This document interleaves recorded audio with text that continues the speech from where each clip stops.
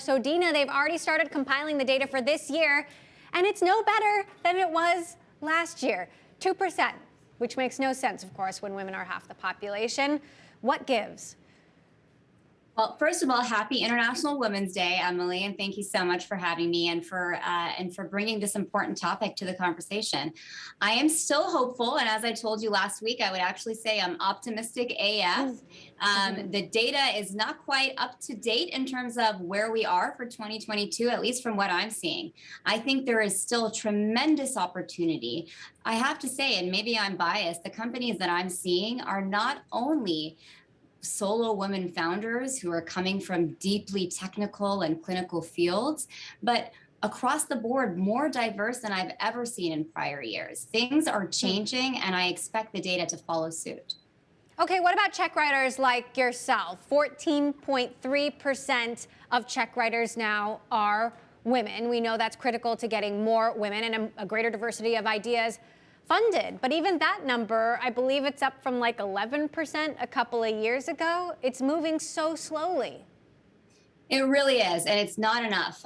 We have a long way to go, and there is data which Kaufman Fellows has published, along with a plethora of other data, including from Bloomberg, on the importance of cap table diversity, not only in terms of founding teams, but on the performance of those teams, on the performance of those boards, on revenues, on faster time to exit. So this is not about diversity for diversity's sake, or even for the sake of a holiday like today. It's fundamentally good for business.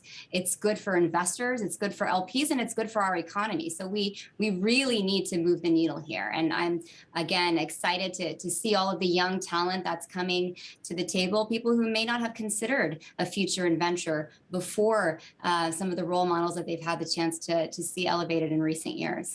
Well, women can't change the world alone. We're going to need the help of men. And I'm curious, in the boardroom, are you seeing male investors, male check writers more open to women founders or women ideas, or is it still the women funding the smart breast pump or the women's health tech solution? Not only am I seeing investors more open to it, I'm actually seeing incredible companies that are innovating for women in women's health and in other areas that are founded by men. And some of those happen to be in my portfolio. And so I do think there's been a tide shift. There have been incredibly competitive deals that we've had the chance to participate in. And many of the folks coming to the table are men. And so it's really not a gendered preference here. I think folks are starting to see that this is fundamentally good for the world, good for our economy, and good for our investors. What kind of role do you think investors have on keeping the pressure on, especially for younger startups where you are more involved, making sure they have diverse teams, making sure they have women on the board, making sure that women are promoted so that they don't become as sort of male dominated as the big tech companies that have the power today?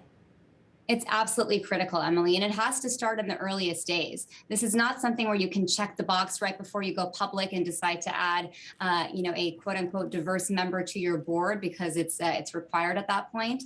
It really does need to be baked into the DNA of the company at the founding stage. And again, I'm seeing that happening even in new co-creation, in terms of the first hires, in terms of thoughtful founders who recognize the importance of that around the boardroom and around the cap table as well. It's very difficult to do it thoughtfully if you wait too long. Women make up 30 to 35% of employees at big tech companies, but it's much smaller when you look at those prime technical roles, about 24% of those top tech engineering roles. It's going to take years, decades maybe, for some of these bigger companies to change. It's like trying to turn the Titanic. How optimistic are you for the next generation of bigger tech companies? Are we on the right trajectory? Yeah, well, speaking of data and 10 years, it was 10 years ago when I was at Google and they first released their diversity numbers specifically when it comes to women in computer science and technical roles. And they were dismal. And following Google, a number of the other large FANGs also released their numbers, and there were myriad efforts to address the gender gap starting in elementary school. I mean, we know now that these kind of biases and self-perceptions can be formed as early as 18 months of age. So it's not something that that will move immediately and quickly. It's not that easy to generate multiple PhDs overnight. We have to start that early and that young. We have to see characters in TV shows that are excellent engineers and happen to be women, not exceptional because they are women. We need to see those types of role models on Bloomberg Tech, which you do constantly. This type of representation is absolutely critical. And I think that we'll see that precipitate over time in terms of the numbers. It won't happen quickly, but it can't happen quickly enough.